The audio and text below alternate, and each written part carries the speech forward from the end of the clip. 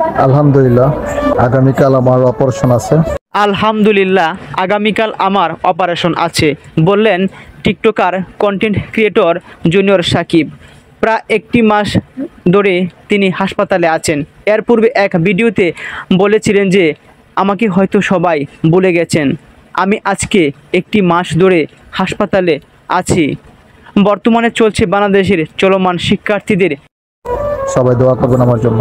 কোটা সংস্কার দাবিতে আন্দোলনের পর রাষ্ট্র সংস্কার। জুনিয়র সাকিব তার মধ্যে একটি সুসংবাদ জানিয়েছেন যে আগামীকালকে আমার অপারেশন আছে, সবাই আমার জন্য দোয়া করবেন।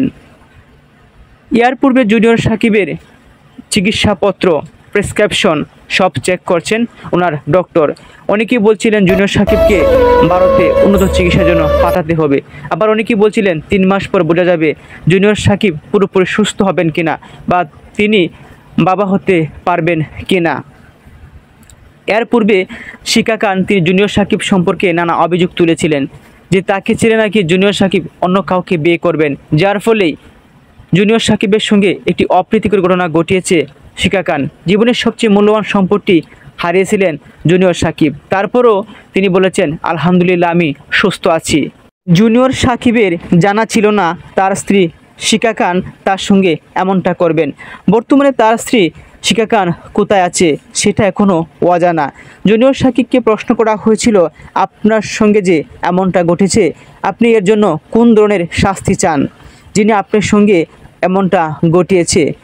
জুনিয়র সাকিব তিনি বলেছিলেন, আমি চাই না আর কোনো পুরুষ যেন তার স্ত্রীর কাছ থেকে এমন কিছু উপহার পাক।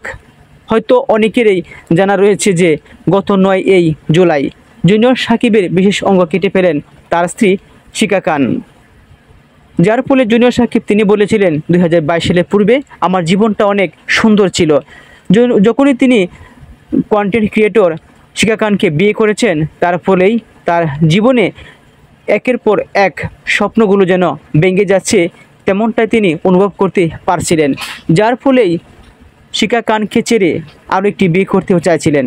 শিখা খানের অভিযোগ ছিল যে আমি তাকে 3য় বিয়ে করেছি তার সঙ্গে সারা জীবন সংসার করার জন্য, কিন্তু জুনিয়র সাকিব আমাকে বিয়ে করার পরও সে আমাকে ছেড়ে অন্য কাউকে বিয়ে করতে চায়।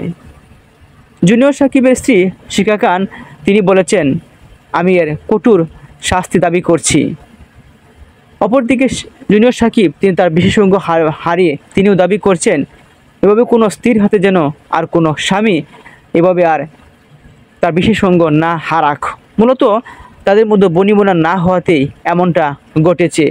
আপনাদের মন্তব্য করে জানাবেন জুনিয়র সাকিব এবং শিখা খানের এমন ঘটনায় আপনার মতামত কী।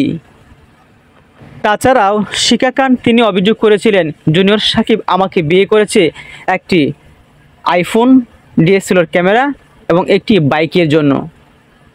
অনেকেই বলে লোভে পাপ, পাপে মৃত্যু। তাহলে কি জুনিয়র সাকিব এই লোভে পড়েই তাকে বিয়ে করেছিল? এমন প্রশ্ন অনেক ভক্তদের মাঝে। কেন ওনাকে জুনিয়র সাকিব বলা হয়? তিনি মূলত বাংলাদেশের সুপারস্টার সাকিব খানকে ফলো করতেন, ওনার হুবহু কণ্ঠে কথা বলতে পারতেন, যার ফলেই ফেসবুক আইডিতে ওনার নাম জুনিয়র সাকিব 1, প্রকৃত নাম শাকিল ব্যাপারী। ধন্যবাদ।